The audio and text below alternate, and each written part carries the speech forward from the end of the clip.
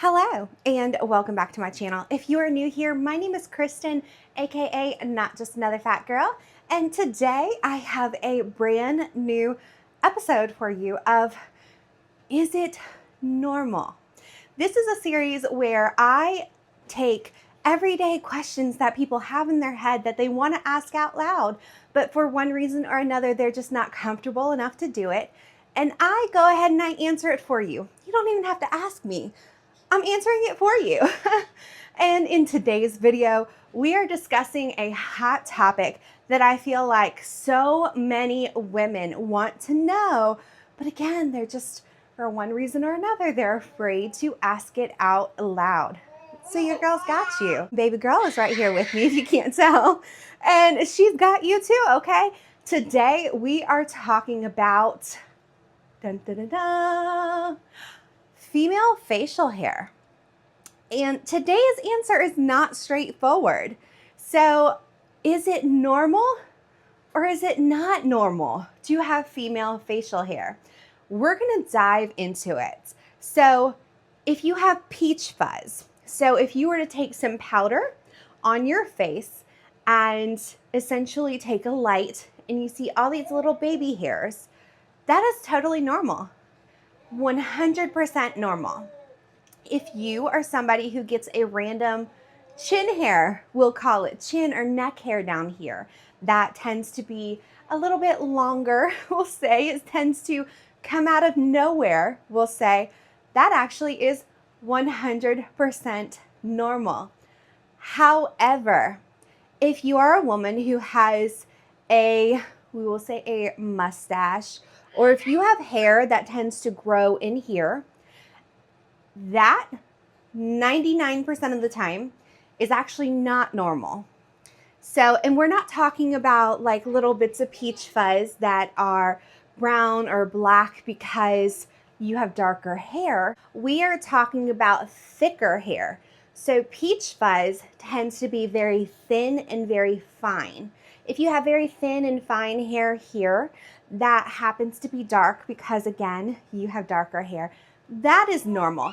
However, when that hair is thicker, as in noticeable, as in when you go to lift a mirror in front of your face, it stands out because it's noticeable. It's thick enough to be noticeable.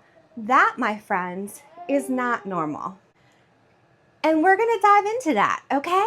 So I have done the research for you as normal because I enjoy that piece of it. And we're going to dive into reasons why having female facial hair tends to not be normal. So the number one reason, is that there are more male hormones present in the female body than there should be, as in you have a hormonal imbalance. Now, on a regular basis, okay, we women, we have testosterone. We naturally have testosterone. We naturally have progesterone. We naturally have male hormones within us. The same way that men naturally within their bodies have some estrogen as well. But with hormones, it is all about the balance of them. So you have to ask yourself, do I have balanced hormones? Are my female hormones dominant in my body the way that it should be if you were born with female anatomy, we will say? And the same way with men, like they should have male dominating hormones in their body. So the male hormones should definitely dominate the female hormones and vice versa. So females, our female hormones should be the more dominant ones, and we have just a little bit of testosterone. And, you know, as we cycle through our periods and everything like that, you know, they'll rise and fall a little bit, but ultimately the female hormones should still prevail. If there is an imbalance of those hormones and the male hormones get a little bit more dominant than they should, then that's when you will end up getting more hair on your body. Particularly, one of the most common areas is your face. You also may notice more hair throughout the rest of your body as well when your hormones are imbalanced, and male dominant hormones, basically androgens,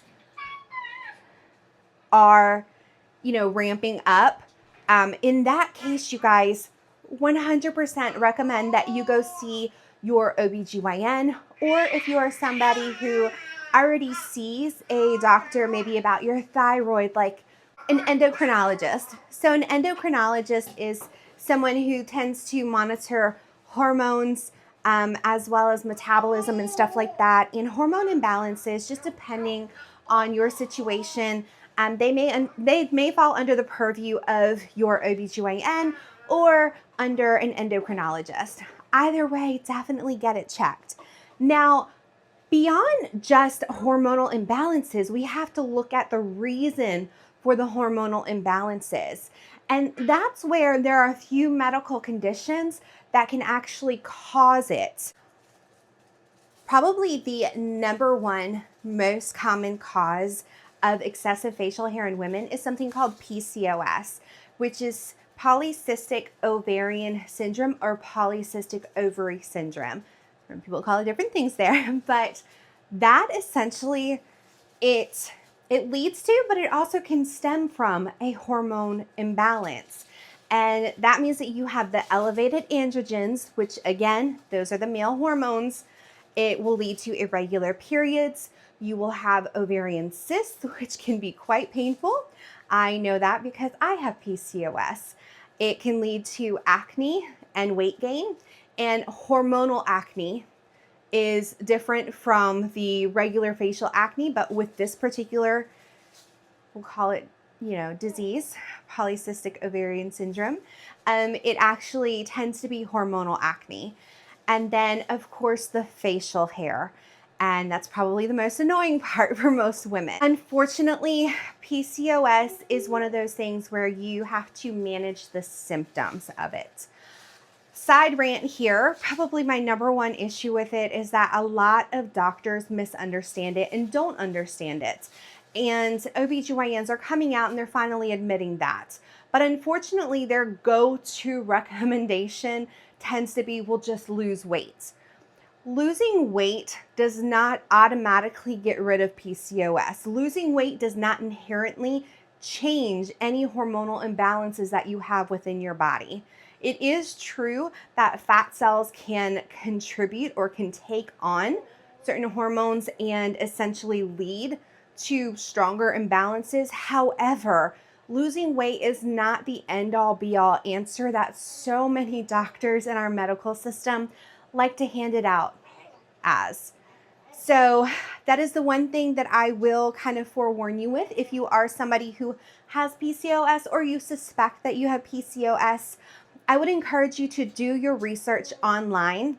Go ahead and Google it. Go ahead and ask ChatGPT. Go ahead and ask Copilot, which is, another AI system there. You have a lot of options, but do your research on it. And then once you've done your research, go to your doctor. And it sounds horrible like this, but go to your doctor, present your case, present why you think you have this.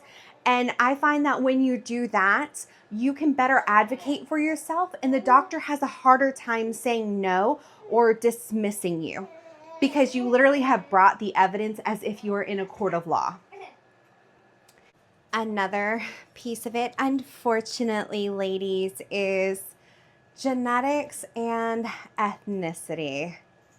Yeah, you have your grandma to thank for this one. If you are somebody who does get chin hairs or neck hairs that randomly appear out of nowhere, number one, there actually isn't a root cause for those outside of genetics.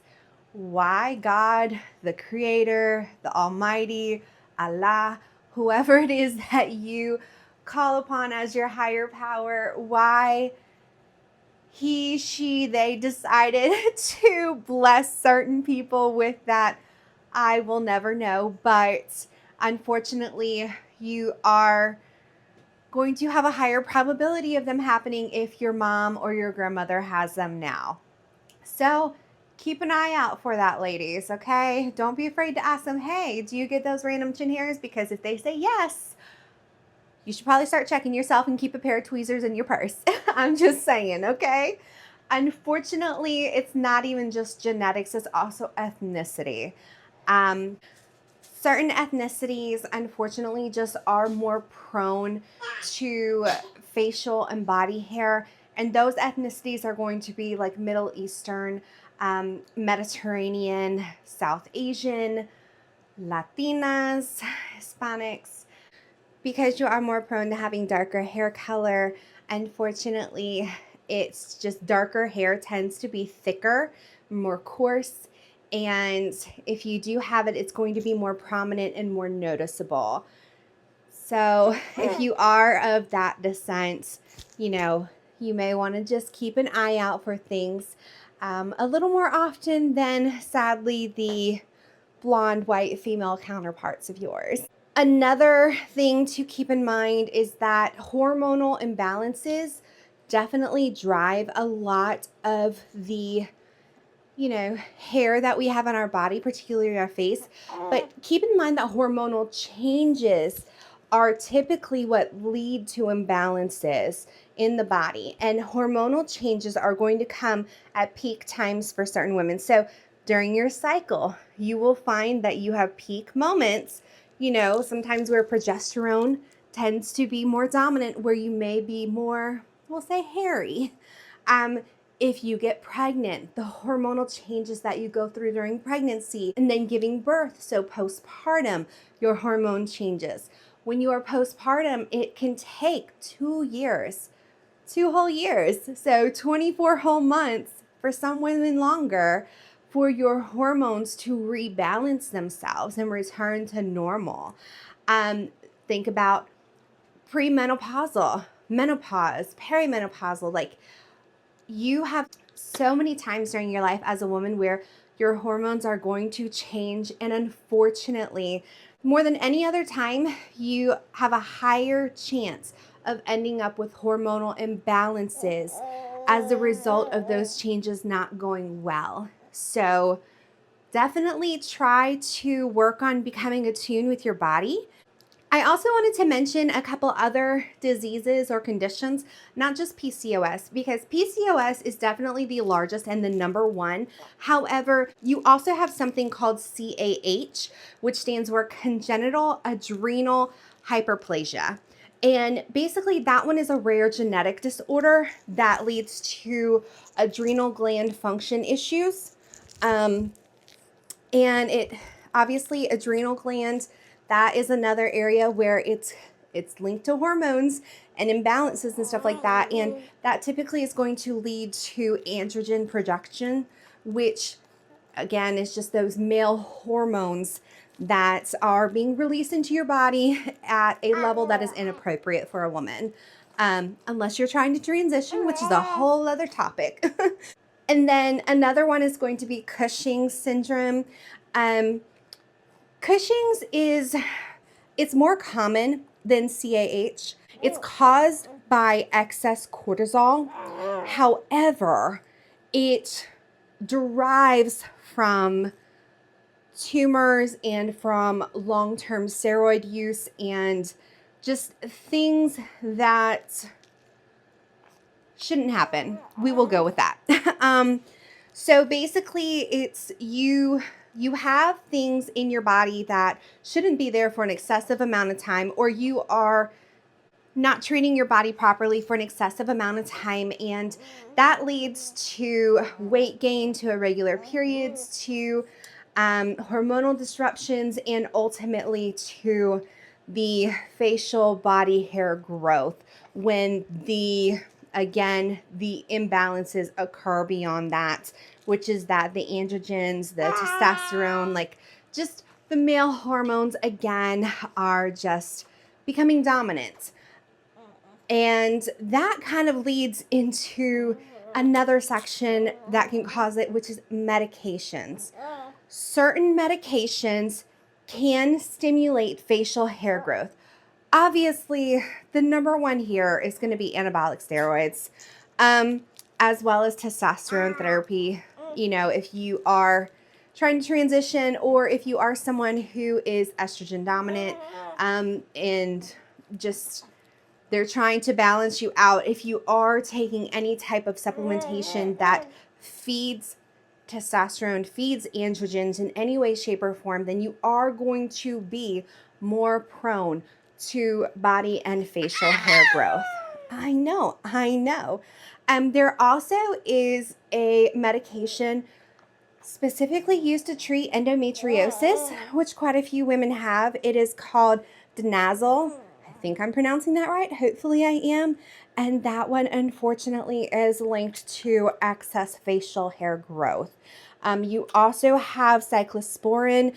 That one is an immunosuppressant. So if you have autoimmune issues like me, that may be something that they want to prescribe and know and understand that that one is linked to excess facial hair growth as well as body hair growth. And then you also have the good old minoxidil. Minoxidil is something that actually is used a lot of times by people to help to grow hair. So if you are someone who has thinning hair on your head and you decide to take minoxidil, know and understand that it has been linked to excessive hair growth in other parts of your body, not just for your hair. A lot of men use it for hair as well as their beard. A lot of men use it, period, but it is something that is advertised to women as well. You can buy it over the counter to help them with hair thinning on their head. Just be aware that it can lead to hair where you don't want it, maybe. I know I mentioned it before, how because with PCOS, they say the end-all be-all answer tends to be, well, just lose weight. Well, if it was that easy to lose weight, then I would have lost weight already. But they do say that because obesity does lead to, unfortunately, some excess body hair for some people. And that is because, as I alluded to previously, fat cells, they actually can capture and hold on to hormones, okay? So fat cells can actually convert estrogen to androgens. And that, of course, when you have excess androgens in your body, is going to lead to facial hair. And just in general, they do acknowledge that obesity does tend to make PCOS worse. The only downside to that is that they don't obviously recognize and admit that PCOS makes it harder to lose weight. Anytime you have a hormonal imbalance in your body, it is going to be much harder for you to lose weight. And if you stack that on other conditions, it can be almost impossible to lose weight without extremes that, to be honest with you, are oftentimes very detrimental to your body. Been there, done that. And then just the last one that I wanted to mention is that sometimes there is no root cause. Just sometimes it's just an idiopathic thing that happens. And it is what it is. But in all of my research, the chances of it being for no reason whatsoever is going to be slim to none. In some of the articles that I read, it was less than 0.001%. So 9 times out of 10, really 99.99999% out of 100 of the times, there is going to be either a medical or a genetic reason to have facial hair that is thicker than normal. Basically, we're not talking about peach fuzz, but to have darker hair growth or noticeable hair growth on your face. So, to answer the question, is it normal? Yes and no. So, peach fuzz, 100% normal. That random little chin hair, unfortunately, genetically, 100% normal. However, if you are somebody who is growing noticeable mustache whiskers or noticeable beard hairs, then that typically is not going to be normal and is something to talk to your doctor about. I know, baby, I know. I'm so sorry, you guys, but she unfortunately is sick. Both of them are sick right now, so have to record with them because it's just harder for her to be down right now because she just wants to be held and to be close to me. Yeah, it's been a little rough. But nonetheless, I hope that you enjoyed this episode of Is It Normal? Hopefully you guys are enjoying this series so far, and it is answering some of your burning questions that you've never wanted to say out loud. I definitely plan to continue the series, and if there is something that you want to know, hey, is this normal? Go ahead and drop it in the comments down below. And before you go ahead and hit that like button, hit that subscribe button if you enjoy this kind of content. And until next time, you guys.